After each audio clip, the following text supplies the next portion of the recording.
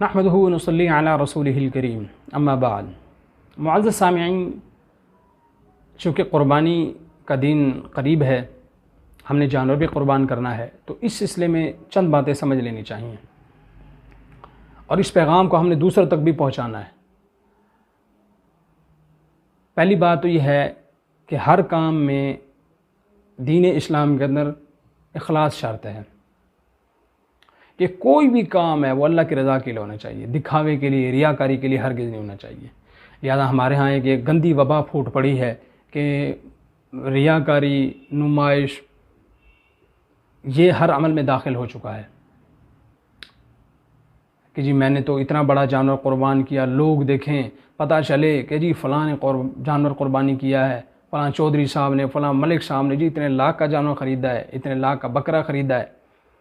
تو میرے بھائیو، اخلاص شرط ہے۔ جب اخلاص ختم ہو گیا تو بجائے ثواب ملنے کے الٹا گناہ ہوگا، عمل قبول نہیں ہوتا۔ اور یہ جرم ہے کہ آدمی جس کام کو اللہ کی رضا کے لیے کرنا چاہیے تھا اس کو لوگوں کے لیے کرتا پھر رہا ہے۔ اور دوسری چیز یہ ہے کہ اخلاص کے ساتھ ساتھ دین اسلام میں ہر کام کو پہلے اس کے احکامات سیکھنے چاہیے، پھر اس کام کو کرنا چاہیے۔ دین اسلام میں کسی بھی کام کو سر انجام دینے سے پہلے اس کے بارے میں معلومات حاصل کرنا، اس کے بارے میں علم حاصل کرنا فرض ہے، ضروری ہے۔ یہی تو وجہ آپ صلی اللہ علیہ وسلم نے ارشاد فرمایا کہ طلب العلم فریضۃ علی کل مسلم،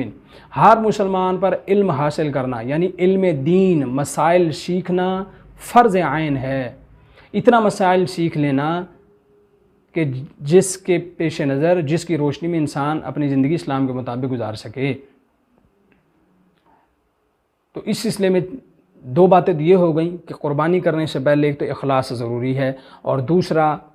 مسائل کو سیکھ کر اس کام کو سر انجام دینا بھی ضروری ہے۔ اگر ہم کسی کام کو کریں گے بغیر سیکھے، بغیر مسائل کا علم حاصل کیے، تو ممکن ہے وہ کام غلط کریں ہم اور وہ عبادت قبول نہ ہو۔ میں اس کی ایک مثال دیتا ہوں۔ مثال کے طور پر ہم نماز پڑھتے ہیں۔ اب ہمیں یہ تو پتہ ہے کہ ظہر کے 4 فرض ہیں، لیکن اب یہ نہیں پتہ کہ سجدہ صاحب کہاں واجب ہوتا ہے، کس کام کرنے کی وجہ سے نماز ختم ہو جاتی ہے، نئے سرے سے پڑھنی پڑتی ہے، کس صورت میں سجدہ صاحب واجب ہو جاتا ہے، سجدہ صاحب کر لیں گے تو نماز ہو جائے گی ورنہ نہیں ہوگی، کس صورت میں سجدہ صاحب کے باوجود بھی نماز نہیں ہوتی، اور پھر کس صورت میں سجدہ صاحب لازم ہوتا ہے، اور کس غلطی کی وجہ سے سجدہ صاحب لازم نہیں ہوتا، یعنی وہ غلطی معاف ہوتی ہے۔ اگر ان مسائل کا کسی بندے کو پتہ ہی نہیں ہے اور وہ نماز پڑھ کے چلا جاتا ہے، حالانکہ اس کے اوپر سجدہ صاحب لازم ہو جاتا ہے، یا اس نے کوئی ایسا کام کر لیا ہوتا ہے کہ اس کی نماز ہی ختم ہو جاتی ہے، لیکن وہ یہ سمجھتا ہے کہ میں نے تو 4 رکعتیں پڑھ لی، وہ تو یہ سمجھتا ہے میری نماز میں تو کوئی خرابی نہیں ہے، حالانکہ شرعاً خرابی اس میں ہوئی ہے اور اس نے اس کو ٹھیک نہیں کیا، تو نماز نہیں ہوئی۔ اس لیے مسائل کو سیکھنا انتہائی ضروری ہے، جس کی ہمارے اندر بہت کوتاہی پائی جاتی ہے، تو اس لیے ہمیں مسائل کو سیکھنا ہے۔ تو قربانی کو ذبح کے حوالے سے چند باتیں آپ کے ساتھ شیئر کرنی ہیں۔ ایک تو یہ کہ قربانی کے جانور کو خود ذبح کرنا افضل ہے کہ جس کا جانور ہے وہ خود اس سے ذبح کرے۔ اگر بڑا ہے تو جو اس میں سارے حصہ دار ہیں وہ مشورے کے ساتھ جو ان میں سے ذبح کرنا چاہے دوسرے کو اجازت دے کہ آپ ذبح کر لو۔ اکیلا بکرا ہے، بکری ہے، دمبا ہے، بھیڑ ہے، تو اس کو جو صاحب قربانی ہے وہ خود اس کو ذبح کر لے۔ اگر خود نہیں کر سکتا، کوئی دوسرا کر رہا ہے، تو کم از کم اتنا ضرور کرے کہ خود جانور کے پاس ٹھہرے۔ اسی طرح جانور، کیونکہ شہروں کے اندر یہ مسئلہ ہے کہ یہاں چارہ وغیرہ خرید کر کے کھلایا جاتا ہے، تو کہیں ایسا نہ ہو کہ کوئی شخص یہ کہے کہ اگرچہ بکری کو، بڑے جانور کو بھوک لگی ہوئی ہے، اس کو پیاس لگی ہوئی ہے، لیکن کیا ضرورت ہے، ابھی تو 1 گھنٹے کے بعد تو قربانی کر دیں گے اس کو، لہذا بھوکا تو بھوکا ٹھہرا رہے۔ نہیں، یہ غلط بات ہے۔ جانور کو اچھی طرح سیر کر کے، کھلا پلا کے پھر قربان کرنا چاہیے۔ حدیث شریف کا مفہوم ہے، آپ صلی اللہ علیہ وسلم نے ارشاد فرمایا کہ جس شخص نے قربانی کے جانور پر رحم کیا، اللہ تعالیٰ کل قیامت کے دن اس شخص پر رحم کرے گا۔ اور میرے بھائیو، اللہ سے رحم کے لیے ہی تو یہ قربانی کرتے ہیں، تاکہ اللہ ہم پر رحم کرے۔ تو اس لیے قربانی کے جانور پر رحم کرنا چاہیے، شفقت سے پیش آنا چاہیے، اس کے ساتھ بھی محبت سے پیش آنا چاہیے۔ اسی طرح قربانی کرنے کے لیے اس کو گھسیٹتے ہوئے لانا، ایک تو ہے کہ وہ آ نہیں رہا تو آدمی جتنے مقدور بھر کوشش کرتا ہے تاکہ اس کو پہنچا دے، وہ اور بات ہے۔ ایک خام خواہ سے اس کو گھسیٹتے ہوئے لانا، اس پہ ظلم کرنا، زیادتی کرنا، یہ جائز نہیں ہے۔ اور اسی طرح قربانی کرنے کے لیے جو قربانی کرنے کا اور چھری پھیرنے کا طریقہ ہے وہ یہ ہے کہ گردن جو پوری جانور کی ہے اس پہ کسی بھی حصے پہ چھری پھیری جا سکتی ہے، کوئی مخصوص جگہ نہیں ہے کہ اسی کے اوپر چھری پھیرنی ہے، پوری گردن ہے اس کے اوپر چھری پھیر سکتے ہیں۔ اور اسی طرح جانور کو ٹھنڈا ہونے دیا جائے، یعنی اس کا سارا خون نکل جائے، اس کی روح نکل جائے۔ اصل جو چیز ہے وہ ہے کہ اس کی روح نکل جائے، پھر اس کی کھال وغیرہ اتاری جائے۔ ہمارے ہاں جلدی ہوتی ہے کہ جلدی سے چھری تو پھیر دی، اس کو لٹکا کے اس کا گرم گرم چمڑا اتار دیں تاکہ ہمیں سہولت ہو۔ نہیں، روح نکلنے سے پہلے اس کو لٹکانا اور اس کو جو ہے لٹکانے میں تو حرج نہیں، لیکن اس کی کھال وغیرہ اتارنا یہ عمل درست نہیں ہے۔ لہذا اس کی روح پہلے نکل جائے، اس کے بعد چاہیے کہ اگلی کارروائی شروع کی جائے اور اس کو ذبح کے اگلے جو مراحل ہیں ان کو طے کیا جائے۔ اسی طرح بعض لوگ جو ہے وہ حرام مغز کو کاٹ دیتے ہیں اور یہ سمجھتے ہیں کہ حرام مغز کاٹنے سے جلدی روح اس کی پرواز کر جائے گی، لہذا جلدی ہم اس کی قربانی ذبح کر دیں گے، اس نیت سے کہ اس کی جلدی روح نکل جائے اور جلدی حرام مغز اس لیے کاٹنا، یہ بھی درست نہیں ہے۔ اس کے ساتھ ہمیں یہ بھی سمجھنا چاہیے کہ 7 اعضاء شریعت میں ایسے ہیں جن کو استعمال کرنا جائز نہیں ہے قربانی کے جانور کے۔ نمبر 1، بہنے والا خون، یعنی وہ خون جو جانور کی گردن سے نکل کر کے بہہ جاتا ہے، وہ خون نہیں جو بوٹیوں کو لگا ہوا ہوتا ہے، وہ خون نہیں، وہ جو خون بہہ کے چلا جاتا ہے گردن سے، جو ان جسم میں سے نکلنا ہوتا ہے جانور کے، وہ خون بہنے والا وہ حرام ہے۔ نمبر 1 وہ خون، نمبر 2 نر جانور کی شرمگاہ، نمبر 3 مادہ جانور کی شرمگاہ، نمبر 4 جانور کے کپورے گیلے، یہ بھی شریعت میں استعمال کرنا جائز نہیں ہے۔ اور 5ویں نمبر پر جو چیز ہے وہ مثانہ یعنی پیشاب والی تھیلی، نمبر 6 پتا، نمبر 7 غدود۔ یہ 7 چیزیں ایسی ہیں شریعت نے ان کو حرام کیا ہے۔ اسی طرح بعض لوگ حرام مغز کھانے کو حرام سمجھتے ہیں، حالانکہ حرام مغز کو حرام نہیں ہے، حلال ہے۔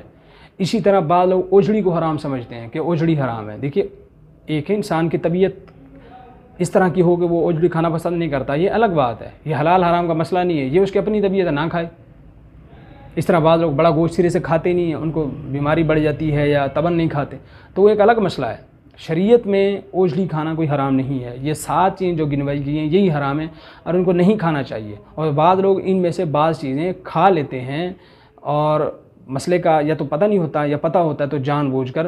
شریعت کی مخالفت کرتے ہیں، جب جس کام سے نبی کریم صلی اللہ علیہ وسلم نے منع کر دیا اس کام کو کرنا نہیں چاہیے۔ قرآن میں اللہ تعالیٰ خود فرماتے ہیں کہ نبی کریم صلی اللہ علیہ وسلم جو تمہیں دے دیں اس پہ عمل کر لو، اور جو چیز تمہیں نہ دیں، جس سے منع کر دیں، اس کو چھوڑ دو۔ ما آتاکم الرسول فخذوا وما نہاکم عنہ فانتہوا، بس جس کام سے منع کر دیا آپ صلی اللہ علیہ وسلم نے اس کو نہیں کرنا۔ اسی طرح 1-2 باتیں یہ بھی سمجھ لیں کہ بعض اوقات ایسا ہوتا ہے کہ جو لوگ گوشت بنانے آتے ہیں یا تو خود کسائی یا اس کے ساتھ جو ہیلپر ہوتے ہیں، یا ہم دوسرے لوگوں کو محلے کے لوگوں کو بلا لیتے ہیں ہمارے ساتھ جو معاون ہوتے ہیں، ہم کیا کرتے ہیں بھی چلو اس نے جانور بنوایا، قربانی کی کھال اٹھا کے اس کو دے دیں، اچھا یار تو نے بھی تھوڑی مدد کی تھی، یہ پائے جو ہے تو لے جا، یعنی اجرت کے طور پر دے رہے ہوتے ہیں۔ تو یاد رکھیے قربانی کی کھال، قربانی کا جانور کا سر، ٹھیک ہے، اس کے 4 ٹانگیں، 1 ٹانگ جس کو ہم کھر بولتے ہیں، تو اس کے پائے کہہ لیں، یہ اجرت کے اندر دینا جائز نہیں ہے، کسی کو بھی دینا جائز نہیں ہے اجرت کے اندر، نہ کسائی کو، نہ معاونین کو، نہ کسی اور کو اجرت میں دینا جائز نہیں ہے۔ ہاں کسی کو گفٹ کے طور پر دینا چاہیں تو اس میں کوئی حرج نہیں ہے، گفٹ کے طور پر ہم ضرور دے سکتے ہیں، خود بھی استعمال کر سکتے ہیں، دوسروں کو بھی دے سکتے ہیں۔ اس طرح کھالیں وغیرہ اگر مدرسے والوں کو دے دی جائیں تو اس میں ڈبل ثواب ملتا ہے، ایک تو مستحق تک پہنچ جاتی ہے، دوسرا یہ کہ اشاعت دین کا ذریعہ اور سبب بن جاتے ہیں ہم، کہ ہماری وجہ سے وہ چیز دین کے کام میں لگتی ہے، دیندار وہاں سے پیدا ہوتے ہیں، پورے ملک میں پھیلتے ہیں، بیرون ملک جاتے ہیں، دین کا کام کرتے ہیں۔ تو جو آگے ایک خون کا قطرہ بھی بنے گا ان پیسوں سے، اس مال سے، تو جب تک وہ خون کا قطرہ زندہ رہے گا اور اس خون کے قطرے کی وجہ سے جو بھی دین کے کام ہوتے رہیں گے ان سب میں آدمی کا حصہ ڈل جاتا ہے۔ اور خود بھی استعمال کر سکتا ہے آدمی، یہ نہیں کہ قربانی کھال خود استعمال کرنا چاہے کر سکتا ہے، لیکن اگر کسی نے قربانی کی کھال بیچ دی یا سری پائے جانور کے بیچ دیے تو پھر قربانی کی کھال کے پیسے اور سری پائے جو بیچے تھے ان کے پیسوں کو صدقہ کرنا واجب ہے۔ خود چاہے تو استعمال کر سکتا ہے لیکن اس کے پیسے استعمال نہیں کر سکتا، اس کے پیسوں کو صدقہ کرنا واجب ہے۔ اسی طرح قربانی کے گوشت کے بارے میں ہے کہ قربانی کے گوشت کے افضل تو ہے کہ 3 حصے کیے جائیں، ایک حصہ انسان خود کھا لے اپنے لیے رکھ لے، ایک حصہ رشتہ داروں تک دوستوں تک پہنچائے، تیسرا حصہ غریب فقراء تک غرباء فقراء تک اس طرح مسکینوں کو دے دے۔ لیکن سارا کا سارا گوشت اپنے لیے رکھنا بھی جائز ہے، اور جس طرح سارا گوشت اپنے لیے رکھنا جائز ہے اسی طرح سارے کا سارا وقف کر دینا بھی جائز ہے۔ بعض لوگ یہ سمجھتے ہیں کہ نہیں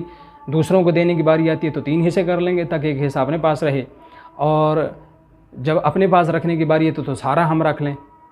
لیکن دوسروں کو صرف تیسرا حصہ ہی دیں گے یا 2 حصے ہی دیں گے، سارا نہیں دینا۔ دیکھیے جیسے اپنے پاس سارا رکھنا جائز ہے دوسرے کو بھی سارا دینا جائز ہے، اور افضل یہ کہ اس کے 3 حصے کر لیے جائیں۔ تو اللہ سے دعا ہے اللہ تعالیٰ یہ جو باتیں کہیں گی ان کو سن کر سمجھنے کی اور پھر ان پر عمل کرنے کی اور دوسروں تک اس پیغام کو پہنچانے کی توفیق عطا فرمائے۔ وما علینا البلاغ المبین۔